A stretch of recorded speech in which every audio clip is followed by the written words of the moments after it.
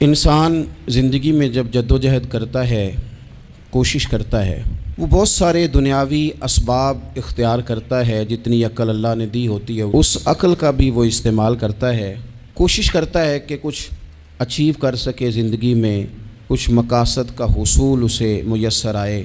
عزیز بھائیوں، ایک بات اپنے ذہن میں اچھی طرح بٹھا لیں اور لکھ لیں کہ زندگی میں جو کسی بندے کو کامیابی حاصل ہوتی ہے وہ رب تعالیٰ کی مدد سے حاصل ہوتی ہے۔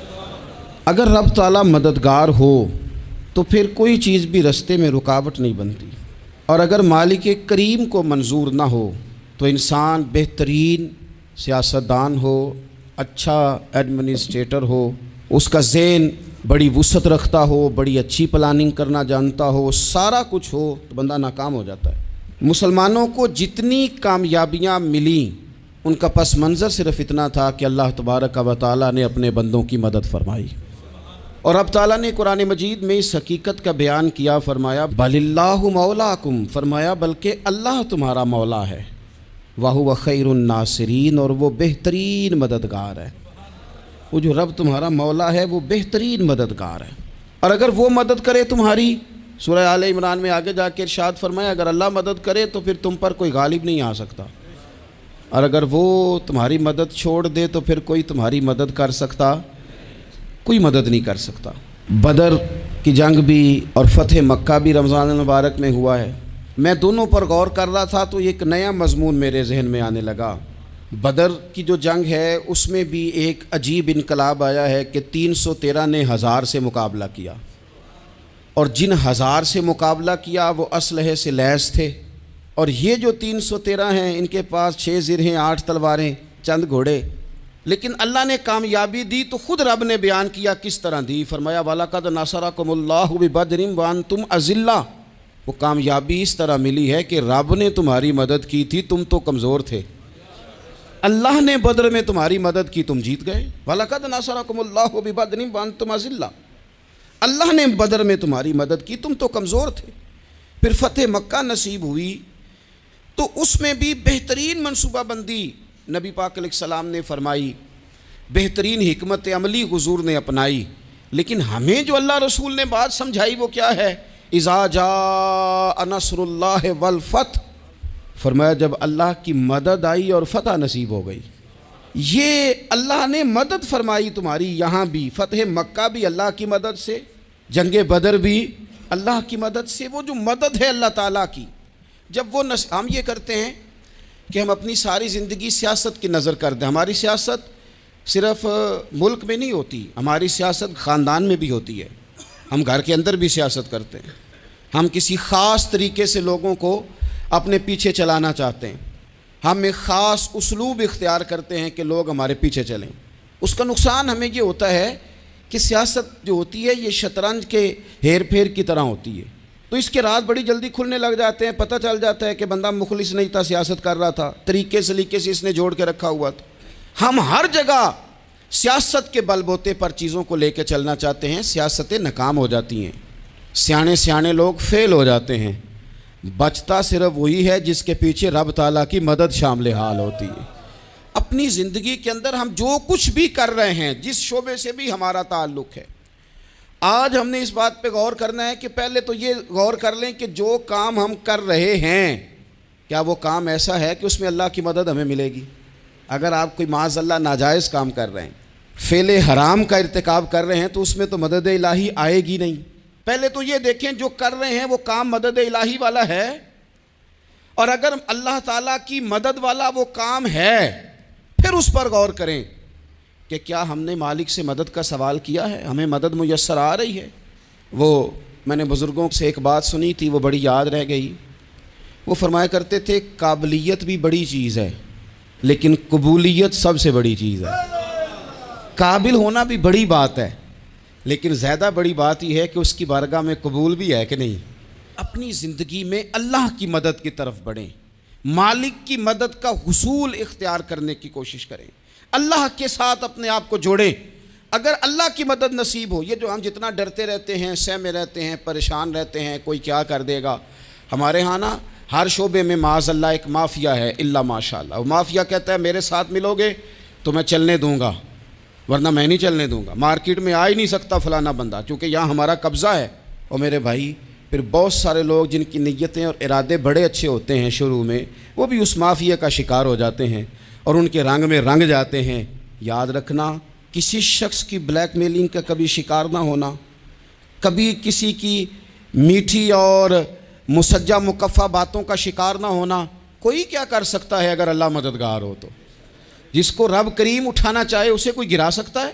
ہم یہ ڈرے ڈرے سہمے سہمے پریشان فیصلہ کرنے کی طاقت نہیں، مجھے چلنا چاہیے کہ نہیں، اٹھنا چاہیے کہ نہیں، کرنا چاہیے، اٹھ باندھ کمر کیوں ڈرتا ہے؟ پھر دیکھ خدا کیا کرتا ہے۔ حضرت عبداللہ ابن عباس فرماتے ہیں میرے نبی پاک علیہ السلام نے میری تربیت فرمائی، حضور نے میری تربیت فرمائی، اور محبوب پاک علیہ السلام نے فرمایا عبداللہ یاد رکھنا، یہ نوجوان دوست میری بات لکھ لیں، پریشان لوگ میری بات لکھ لیں، جن کے پاس قوت فیصلہ نہیں وہ اس بات کو لکھ لیں۔ حضرت عبداللہ ابن عباس فرماتے ہیں میرے نبی پاک علیہ السلام نے مجھ سے فرمایا تھا عبداللہ سن، اگر ساری دنیا مل کے تیرا کوئی نفع کرنا چاہے کر نہیں سکتی جب تک میرے رب کی رضا نہ ہو، اور فرمایا ساری دنیا مل کے تیرا کچھ بگاڑنا چاہے تو عبداللہ بگاڑ نہیں سکتی جب تک رب کریم کی حکمت کا تقاضا نہ ہو۔ لوگوں سے ڈرنا، لوگوں کی طرف دیکھنا، ماحول دیکھ کے اپنے راہ کا تعین کرنا، ہر بندے کے خیالات کے مطابق ڈھلنے کی کوشش کرنا، فلانا نہ ناراض ہو جائے، فلانا نہ ناراض ہو جائے، وہ جس نے ہونا ہو جائے، بس رب رسول ناراض نہ ہو۔ اپنی زندگی میں اپنے مالک کو مولا جان کے، بل اللہ مولاکم، اللہ تمہارا مولا ہے، وَهُوَ خَيْرُ النَّاصِرِينَ، وہ بہترین مددگار ہے۔ توجہ جب بھی کریں رب کی جانب کریں، اپنے دل کا قبلہ درست رکھیں، سوچوں کے زاویے سیدھے رکھیں۔ میرے بھائی مالک جب بندوبست کر دے نا، جب مالک بندوبست کر دے پھر ایسا بندوبست کرتا ہے کہ لوگوں کے پاس نا چارہ نہیں رہتا۔ حضرت مریم رضی اللہ تعالی عنہا پاک باز تھیں، مسجد میں رہی تھیں، پر مالک کی حکمت کے تقاضے بڑے عجیب ہیں نا۔ پھر جناب مریم کو اللہ تعالیٰ نے بغیر شوہر کے اولاد عطا کر دی۔ یہ بات ہی ایسی تھی، کسی نے کہا تھا کہ مخلوق تو فنکار ہے اس درجہ کے پل بھر میں سنگے در کعبہ سے بھی اصنام تراشے، تم کون ہو کیا چیز ہے داغ کبابی، لوگوں نے تو مریم پہ بھی الزام تراشے۔ تو لوگوں نے کہا کدھر سے لے آئی بچہ، تیرا باپ تو ایسا نہیں تھا، کہاں سے لے آئی؟ اللہ کرے میں آپ کو سمجھا سکوں، ذرا اپنے آپ کو وہاں کھڑا کریں کہ ایک پاک باز عورت، پاک باپ کی بیٹی، طیب ماں کی بیٹی، اور اللہ کے گھر میں پرورش پانے والی خاتون، ایک وہ وقت اور ایک یہ وقت کہ اس عورت کو کٹہرے میں کھڑا کر کے پوچھا جا رہا ہے کہ معاذ اللہ تیری گود میں بچہ جائز نہیں ہے، کہاں سے لائی ہے؟ اب خود سے صفائیاں بندہ کتنی کو دے، کتنی کو وضاحتیں کرے۔ اور میں نے تو اپنی زندگی میں دیکھا ہے زیادہ وضاحت دینے والے کو بھی لوگ جھوٹا سمجھنے لگ جاتے ہیں، زیادہ وضاحت دینے پر بھی لوگ کمزوری کا اظہار سمجھتے ہیں کہ کمزور پڑ گیا ہے۔ آپ صلح کی کوشش کرتے ہیں، سامنے والا بزدل سمجھ لیتا ہے، زیادہ وضاحتیں بھی کمزور کر دیتی ہیں۔ اب حضرت مریم کو کٹہرے میں کھڑا کر کے کہا بچہ کس کا ہے؟ تو پھر خدا بندوبست جب کرے، اللہ جب مددگار ہو، تو پھر حضرت مریم کی گواہی درختوں سے نہیں دلوائی، اس نے پتوں سے نہیں دلوائی، پھر فرشتے نہیں بھیجے۔ حضرت مریم کہنے لگی مجھ سے نہ پوچھو، وہ جو پنگوڑے میں ہے اسی سے پوچھ لو، ان سے پوچھو نا، وہ کون ہے پوچھ لو، ان سے کر لو سوال۔ انہوں نے کہا پنگوڑے میں چند دنوں کا بچہ یہ جواب دے گا؟ مددگار تھا رب، ان کی برات کا اعلان کرنا تھا مالک نے، اور جب مالک اعلان کر دے، جب مالک تیری صفائی دینا چاہے، جب مالک تجھے دنیا کے سامنے نکھارنا چاہے، تو پنگوڑے میں لیٹے حضرت عیسیٰ بول کے کہنے لگے انی عبداللہ آتانی الکتاب، فرمایا میں اللہ کا بندہ ہوں، رب نے مجھے کتاب عطا کر کے نبی بنا کے دنیا میں بھیجا ہے، میں اللہ کا بندہ ہوں، کتاب لے کے آیا ہوں، نبی بن کے آیا ہوں۔ پھر پنگوڑے سے اعلان ہو گیا، پھر بچہ بول پڑا۔ اور یہ ایک دفعہ نہیں بات ہوئی، یہ بنی اسرائیل میں ایک جریج نام کے شخص بھی تھے جو نماز پڑھ رہے تھے، بعض نے لکھا ہے نفل نماز تھی، اماں نے پکارا تو آئے نہیں، تو ماں کے منہ سے نکل گیا تو اتنی دیر تک مرے گا نہیں جب تک کسی بے حیا عورت کا منہ نہ دیکھ لے۔ تو وہ عبادت گزار تھے، لیکن لوگوں نے ان کی عبادت، ریاضت، پرہیزگاری کو نہیں دیکھا، بس ایک عورت کو بھیج کے الزام لگوا دیا۔ وہ عورت آیا جایا کرتی تھی، اب آ جاتی ہیں عورتیں، مسئلہ پوچھنے کی نیت سے بھی آ جاتی ہیں۔ ماحول میں کچھ جگہ ایسی بھی ہیں جہاں عورتیں دم کرانے کے بہانے آ جاتی ہیں۔ وہ خاتون آتی جاتی تھی اس خانقاہ پہ، آستانے پہ، یہ بخاری میں موجود ہے، پھر اس نے کہا میری گود میں جو بچہ ہے یہ انہی کا ہے۔ مجھے بتائیں کیسے بندہ وضاحت دے؟ حالات خراب ہو گئے، لوگ کٹیا جلانے لگے، ماحول اور طرح کا بن گیا۔ میرے نبی پاک علیہ الصلوۃ والسلام فرماتے ہیں پھر اس رب کے بندے نے کہا مالک تو کریم ہے، تیری مشیت کا تقاضا آیا جو میری ماں نے جملے بولے تھے، پر اب میں وضاحت دینے کے قابل نہیں رہا، اب تو ہی کرم کرے گا تو دروازہ کھلے گا۔ تو وہ چند دنوں کا بچہ پنگوڑے میں بول کے کہنے لگا میں اس درویش کا نہیں، میں تو فلانے چرواہے کا بچہ ہوں، وہ جو بکریاں چراتا ہے۔ رب کی مدد کو پکاریں، اپنے ساتھ اپنے مالک کی مدد کو شامل کریں، تھوڑے رزق پر بھی گزارا اچھا ہونے لگ جائے گا۔ سارے لوگ آپ کو گرانے کی تدبیریں کر رہے ہوں گے اور مالک آپ کو عزتیں عطا فرما دے گا، اس کی بارگاہ سے حکمت کا تقاضا اور ہو جائے گا۔ ہم نے ساری زندگی لوگوں کو راضی کرنے میں گزار دی، ساری زندگی بڑھاپا آ گیا بچوں کو پالتے، اور بچوں نے آخری عمر میں کہہ دیا ابا اگر کوئی ڈھب کا کام کر لیتے تو آج ہمارے دن بھی پھیر نہ جاتے۔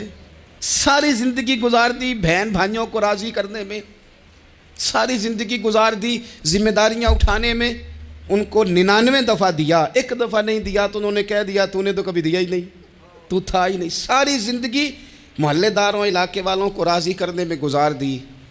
اور میں نے ایسے لوگ بھی دیکھے دین کے لیے وقت گزارا، لیکن جب بڑھاپے میں دانت کام نہ کرتے تھے تو وقت کے مفتیوں کو بھی مسجدوں کی کمیٹیوں نے کہہ دیا اب آپ کی سمجھ نہیں آتی، ہم نے خطیب کو یور رکھنا ہے، نہ دیکھو دنیا کی طرف، دنیا رلا دیتی ہے، نہ راضی کرو بندوں کو، بندے تھکا دیتے ہیں، نہ پیچھے بھاگو ہر وقت دنیا داروں کے، یہ انسان کو کمزور کر دیتے ہیں۔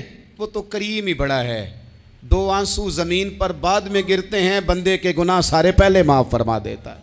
اللہ کی مدد کا حصول، اپنے مالک کی مدد کی طرف بڑھنا، آپ کو بدر کی جنگ بھی یہی درس دے گی، آپ کو احد کا میدان بھی یہی سبق دے گا، فتح مکہ بھی یہی سبق دے گا۔ میرے دوستو جب رب مدد فرمائے، جب اللہ مددگار بنے، دوستوں سے ایک بات اکثر کرتا ہوں، میں کہتا ہوں کہ جتنے درد سے آپ امیر کو اپنی کہانی سناتے ہیں نا، اور جس طرح آپ کے آنسو بات کرنے سے پہلے گر جاتے ہیں کہ غریب ہیں، بچیاں ہیں، کاروبار نہیں، او میرے سنگیو، اس سے آدھے آنسو اپنے رب کی بارگاہ میں بکھیرو، اس کے حضور عرض گزار ہو جاؤ، اس سے طلب کرو۔ ایک وقت انسان پر زندگی میں ایسا آتا ہے کہ اسے یوں محسوس ہوتا ہے کہ میرا سایہ بھی ذرا سا پیچھے ہٹ گیا ہے، اسے یوں لگتا ہے کہ میں کسی سہارے پہ ہاتھ ڈالتا ہوں تو وہ بھاگ جاتا ہے مجھ سے، لیکن مالک کی بارگاہ ایسی عظیم بارگاہ ہے، رب رسول کے آستانے اتنے بڑے ہیں کہ آپ جب وہاں کشکول طلب دراز کرتے ہیں تو جھولی پھیلانے میں دیر لگتی ہے، ان کو بھرنے میں تو کوئی دیر نہیں لگتی۔ ہم نے اپنا سوچ کا قبلہ ہی دنیا کو بنا لیا ہے۔ یہ جو اللہ والوں کی مدد ہے یہ تو عین اللہ ہی کی مدد ہے، لیکن یہ جو سیٹھوں کی طرف توجہ کرنا، نوابوں کی طرف توجہ کرنا، دنیا داروں کی طرف توجہ کرنا اور اپنا مزاج اس طرح کا بنا لینا، یارو گردن کو جھکا دیتا ہے خیرات کا پتھر، جہاں میں مانگنے والوں کے سر کبھی اونچے نہیں ہوتے۔ اور اقبال کہتے ہیں غیرت ہے بڑی چیز جہاں نے تگ و دو میں، پہناتی ہے یہ فقر کو تاج سردارا۔ میں عرض کروں گا کہ اپنی آپ جب توجہ کا قبلہ اللہ رسول کو بنائیں گے تو رب فرماتا ہے وَيَرْزُقْهُ مِنْ حَيْثُ لَا يَحْتَسِبُ، میں نہ تجھے وہاں سے رزق دوں گا جہاں سے کبھی تیرا گمان بھی نہیں کیا ہوگا، یہاں سے بھی مل سکتا ہے، تو نے سوچا بھی نہیں ہوگا۔ بخاری شریف میں حدیث ہے، حضرت جابر ابن عبداللہ فرماتے ہیں نبی پاک صلی اللہ علیہ وسلم نے 300 لوگوں کا ایک لشکر روانہ کیا کسی مہم کے لیے، کسی جہاد کے لیے۔ حضرت ابو عبیدہ بن جراح رضی اللہ تعالیٰ عنہ امیر لشکر تھے۔ فرماتے ہیں غربت اتنی زیادہ تھی، بھوک اتنی زیادہ تھی کہ ایک ایک کھجور دن میں ایک وقت کھانے کو ملتی تھی، اور کچھ دن ایسے آئے کہ اب کھجور بھی نہیں مل رہی۔ فرماتے ہیں اتنی زیادہ بھوک لگی مجاہدین کو 300 بندہ پتے کھا کے گزارا ہونے لگ گیا۔ یہ بخاری میں موجود ہے۔ آپ فرماتے ہیں کہ دریا کے کنارے ہمارا پڑاؤ تھا، ٹھہراؤ تھا، جب بھوک سے نڈھال ہو گئے نا، وَيَرْزُقْهُ مِنْ حَيْثُ لَا يَحْتَسِبُ، اللہ وہاں سے روزی دیتا ہے، گمان بھی نہیں ہوتا۔ فرماتے ہیں ایک مچھلی اللہ تعالیٰ نے دریا کے کنارے بھیجی، فرماتے ہیں وہ تھی تو مچھلی پر پہاڑ جتنی تھی۔ بخاری میں لفظ ہیں، حضرت جابر ابن عبداللہ رضی اللہ تعالیٰ عنہ فرماتے ہیں 300 آدمی 18 دن تک اس مچھلی کو کھاتے رہے، مچھلی ختم ہی نہیں ہوئی۔ مچھلیاں نہیں، مچھلی کہتے ہیں 18 دن 300 بندہ کھاتا رہا، مچھلی ختم ہی نہیں ہوئی۔ اور فرماتے ہیں کہ اس کی ہڈی نکال کے، کانٹا کہیں گے آپ اپنی زبان میں، کہتے ہیں وہ نکال کے نا تو اس کو کھڑا کیا نا جب، تو اونٹ کجاوے سمیت اس کے بیچ سے گزر جاتا تھا، 2 اس کے کانٹے جوڑے۔ فرماتے ہیں وہ اس کا گوشت ہم کھاتے تھے اور اس کی چربی بطور تیل کے ہم جسموں پہ ملتے تھے، بیماروں کو اس سے سکون آتا تھا، تندرستی شفا ہوتی تھی۔ فرماتے ہیں ہم کھایا بھی ہم نے اور کچھ لے کے ہم مدینے بھی گئے، اور قربان جائیں نبی پاک نے بھی اس میں سے کھایا۔ ہم نے عرض کی حضور یہ معمہ کیا ہے، یہ ماجرا کیا ہے؟ تو محبوب نے فرمایا تمہارے پاس غذا نہیں تھی، رب نے تمہارے لیے بندوبست کیا ہے، اللہ نے تمہیں دیا ہے۔ مکان شروع کر لیا، ایک صاحب نے وہ مکان بنانے لگے، آپ وہ حساب لگا رہے ہیں، کہتے ہیں میرے پاس اتنے پیسے ہیں، اتنے میں نے فلانے دوست سے کہنا ہے اس نے دے دینے، اتنے فلانے رشتہ دار سے کہنا ہے اس نے دے دینے، اتنے فلانے سے کہنا ہے اس نے دے دینے۔ یہ ساری کاپی بنا کے مکان شروع کر لیا۔ جو روز کہتا تھا نا کوئی حکم ہو جاتے 10، سب سے پہلے اس کو کہا میاں پیسے چاہیے دین، وہ کہندا ہو کل ہی منڈا ٹوریا ہے، کہتے تو پرسوں 10 داتے لب جانے سن۔ میں آپ کو اپنے تجربے کی بات بتا رہا ہوں۔ جن لوگوں کا خیال ہوتا ہے نا کہ آپ سٹارٹ کریں فلانا کام، ہم آپ کے ساتھ ہیں، اللہ کا ہی کوئی نظام ہے، وہ بالکل بھی نہیں ساتھ ہوتے۔ لیکن ایسا نہیں ہے کہ کوئی ساتھ نہیں ہوتا، اللہ تعالیٰ بڑے اسباب پیدا کرتا ہے، وہاں سے دیتا ہے جہاں سے گمان بھی۔ ہمارا یہ ذہن بن جاتا ہے ہم ساری اپنے حساب سے چلتے ہیں، اتنے رشتہ داروں سے اتنے، کون آپ کے ساتھ چلے گا، سوال ہی نہیں پیدا ہوتا۔ یہ سارے کام چھوڑ کے سب سے پہلے 2 رکعتیں پڑھو، اپنے رب کی بارگاہ میں، رسول کائنات کی بارگاہ میں گزارشات اور استغاثے پیش کرو، وہاں سے خیر طلب کرو۔ دنیا دار کیا دیں گے، کیا دے سکتے ہیں، کیا حیثیت ہوتی ہے کسی، اللہ کہتا ہے وہاں سے دوں گا۔ تو جو اللہ مال دے وہ لینا چاہیے کہ رشتہ داروں کا مال دیکھنا چاہیے؟ جو اللہ دے وہ لینا چاہیے کہ سیٹھوں نوابوں کی جیبیں دیکھنی چاہیے؟ جو اللہ دے وہ قبول کرنا چاہیے یا دیکھنا چاہیے کون سا آدمی کہاں پہنچ گیا؟ چھوڑو، اپنی مٹی پہ چلنے کا سلیقہ سیکھو۔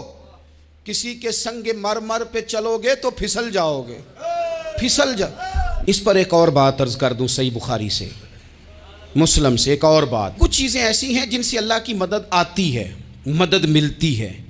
ایک چیز ان میں سے ایسی ہے جس سے بہت مدد نازل ہوتی ہے، وہ ہے کہ جب رب آپ کو دے نا تو پھر آپ بھی اس کے رستے میں دیں، پھر مدد آتی ہے، پھر اور آتا ہے۔ بخاری مسلم میں حدیث ہے، یہ زیادہ ہی توجہ طلب امر ہے، اس پر آپ غور کریں گے۔ حضرت ابو ہریرہ فرماتے ہیں کہ نبی پاک علیہ السلام نے فرمایا ایک شخص نے بادلوں کے اندر سے آواز سنی کہ فلاں آدمی کا کھیت اور باغ خشک ہو گیا ہے، وہاں برسو اور اس کے کھیت کو سیراب کرو۔ وہ بڑا حیران ہوا کہ بادل سے آواز آ رہی، پھر اس نے دیکھا کہ ایک پہاڑی پر بارش ہوئی، وہ بادل وہاں برسا، پھر نالیوں سے ہوتا ہوا پانی ایک طرف چلا، تو جس نے آواز سنی تھی حضور بیان کر رہے ہیں، وہ بھی پیچھے پیچھے چلا کہ پانی کدھر جا رہا ہے۔ اس نے جا کے دیکھا کہ ایک مقام پہ ایک باغ کو وہ پانی لگ رہا ہے اور ایک آدمی وہ پانی لگا رہا ہے۔ اس نے اس سے پوچھا تیرا نام کیا ہے؟ اس نے کہا کیوں؟ کہنے لگا بتا نا۔ اس نے نام بتایا تو کہنے لگا یہی تو وہ نام ہے جو میں نے بادلوں کے اندر سے سنا ہے کہ فلاں کے کھیت کو پانی دے دو۔ اس نے کہا یار تو کیا عمل کرتا ہے کہ اسپیشل تیرے لیے بارش برسے؟ یہ بخاری پڑھ رہا ہوں، سیاستہ سے حدیث عرض کر رہا ہوں۔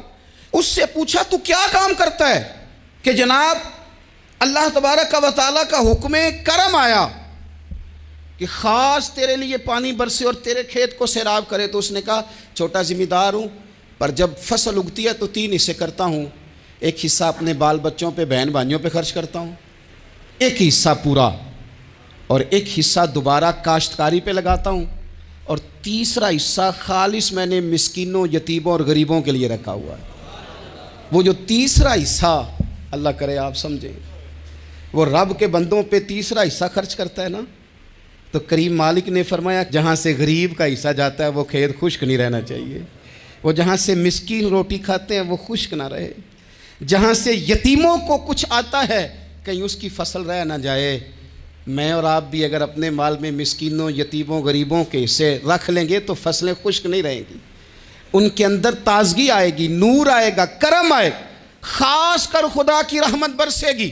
مدد اللہ سے چاہیں، اپنی توجہات کا مرکز رب رسول کی ذات کو بنائیں، پھر آپ محسوس کریں گے کہ بڑی جلدی اللہ تعالیٰ کی مدد آنے لگی ہے. کبھی آپ صرف کہہ دیں نا میرا رب میرے ساتھ ہے، اس لفظ میں اتنی طاقت ہے کہ دشمن ویسے زہر ہو جاتا ہے. زندگی میں کسی سے بھی لڑائی ہو تو اچھی طرح سوچ لیں کہ اللہ اس طرف ہے یا اس طرف ہے. اگر آپ زیادتی پہ ہیں تو پھر رب مظلوم کی جانب ہے. اگر اللہ کی مدد آپ کے ساتھ ہے تو دنیا کی کوئی طاقت آپ کو گرا نہیں سکتی. اور اگر آپ مظلوم کے مقابلے میں ظالم بن کے آپ کھڑے ہو گئے ہیں اور آپ نے رویہ وہ اختیار کیا ہے کہ جس میں مدد نہیں آئے گی، تو پھر یاد رکھ لیں کہ آپ کوئی بھی ہیں، کہاں بھی ہیں، آپ کمزور ہیں. طاقتور تھے ابتدائے اسلام میں، ظاہری طاقت تھی کفار مکہ کے پاس، وہ ڈنڈوں سے مارتے تھے غریبوں کو، ان کے ہاتھوں میں ڈنڈے تھے، پر خدائی طاقت ان مظلوموں کے ساتھ تھی. صاحب زرقانی نے لکھا ہے حضرت زنیرہ رضی اللہ تعالیٰ عنہ ایک لونڈی ہیں، غریب ہیں. ماڑے دا کی کام محمد نس جانا یا رونا، غریب سادی بی بی اور لونڈی کنیزہ، ایک مشرک کی کنیزہ تھی. انہوں نے کلمہ پڑھ لیا. وہ ڈنڈوں سے مارتا، دروں سے مارتا، تکلیف دیتا. حضرت زنیرہ رضی اللہ تعالیٰ عنہ کو اتنا مارا، اتنا مارا. اب آپ ایک اور پہلو پر بھی غور کریں، مار بھی پڑ رہی ہے پر خدا ادھر ہی ہے، اللہ کی مدد ادھر ہی ہے. رب کہتا ہے کہ پہلے تو صبر کرنا، ان اللہ مع الصابرین. تو صبر کرے گا تو پھر رب کی معیت ملے گی. ذرا ٹھہرنا، تو تھوڑا ڈٹنا. ان الذین قالوا ربنا اللہ ثم استقاموا تتنزل علیہم الملائکہ. تو کہے اللہ میرا رب ہے، پھر تو پہلے ڈٹ، پہلے تو نے ڈٹنا ہے. ثم استقاموا، جو ڈٹ گیا، تتنزل علیہم الملائکہ، ڈٹنے والے کے لیے مدد آتی. پہلے تھوڑا ٹھہرنا پڑتا ہے، پہلے تھوڑا صبر کرنا پڑتا ہے، حوصلہ کرنا پڑتا ہے، اس کے بعد مدد آتی. مار پڑ رہی ہے، مارا جا رہا ہے. حضرت زنیرہ کو ان کا مالک جو ہے ظاہری آقا وہ مار رہا ہے. یہ کنیزہ ہیں، اتنا مارا، اتنا مارا، ان کی بینائی چلی گئی، نظر آنا بند ہو گیا. ابو جہل آیا اور کہنے لگا زنیرہ دیکھا نا ہمارے بت تیری آنکھیں لے گئے، معاذ اللہ، لات و منات ہمارے بتوں نے تجھے اندھا کر دیا. اب ایسا نہیں ہے کہ بی بی روتی جا رہی ہے، روتی جا رہی ہے، مایوسی مایوسی، معاذ اللہ، پریشانی، غریبی بڑی ہے، پوچھنے والا کوئی نہیں، یہ باتیں نہیں. کیا جملے ہیں خاتون کے، کیا لفظ ہیں. ابو جہل نے تنزیہ کہا، معاذ اللہ، کہنے لگا دیکھا نا ہمارے بتوں نے تجھے اندھا کر دیا.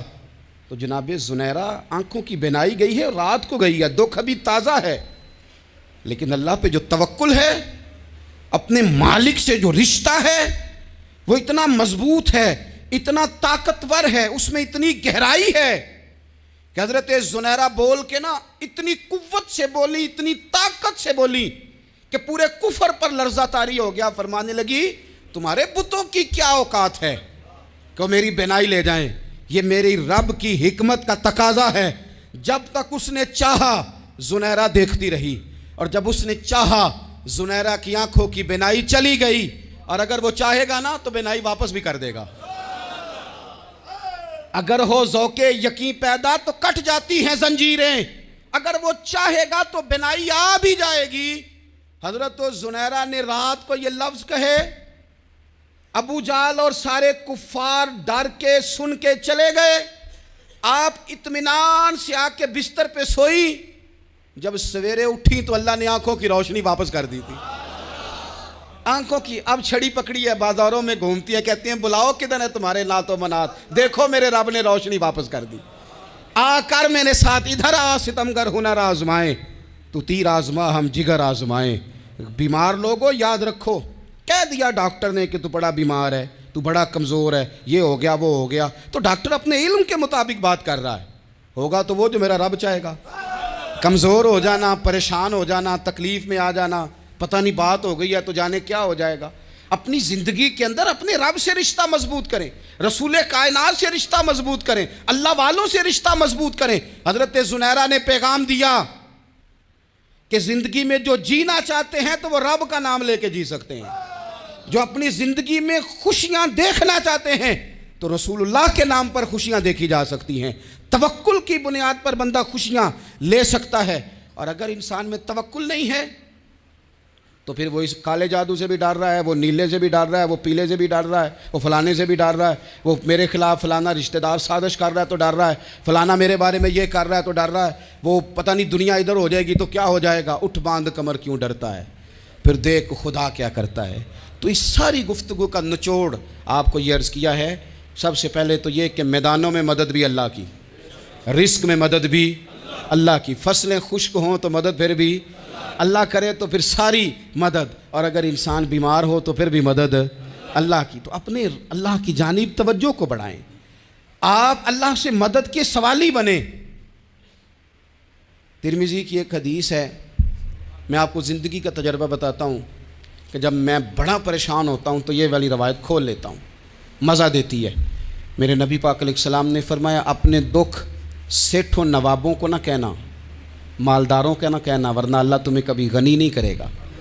فرمایا اپنے دکھ اپنے رب کی بارگاہ میں عرض کرنا، جلدی کرے یا دیر سے کرے اللہ تمہیں لوگوں سے بے نیاز کر دے گا، اللہ تمہیں غنی کر دے گا۔ رات کو بیٹھو نہ اس کی بارگاہ میں، اسے دکھڑے سناؤ، چھوٹی چھوٹی باتیں، حضور نے فرمایا نمک بھی مانگو تو رب سے مانگو، چھوٹی چھوٹی بات سے شروع کرو نا۔ جب بندہ شروع کرتا ہے نا چھوٹی چھوٹی چیزیں تو بڑی ساری چیزیں، یہ اس طرح ہوتا ہے جیسے بندہ رب سے گفتگو کر رہا ہے، مالک مجھے یہ چاہیے، مالک میں یہاں کمزور ہوں، اللہ میں یہاں پریشان ہوں۔